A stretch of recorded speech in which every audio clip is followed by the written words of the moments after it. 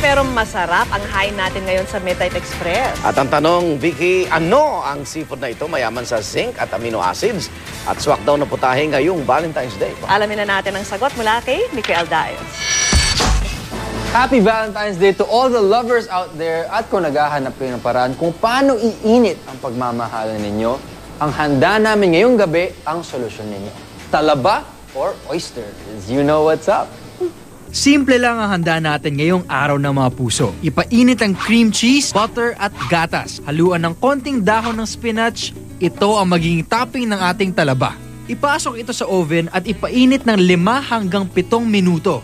Many people say na ang oysters daw ay aphrodisiac. When it comes to nutrition, oysters are, high in iodine, high in zinc, and it's really very healthy kasi it's fresh. It's Valentine's week. In front of me now, meron tayong oysters.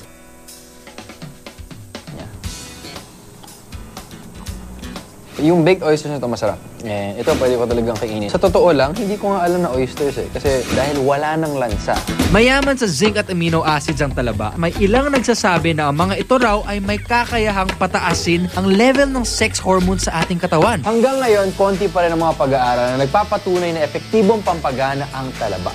Pero ang masisiguro ko sa inyo ay hindi lang iron and calcium ang mahanap mo dyan. Mahanap mo rin ng vitamins A, 2, zinc at mas masustansya ang talaba pag kinain mo ng hilaw. Ako po si Michael Daes. This is Midnight Express. Lots of love and happy Valentine's.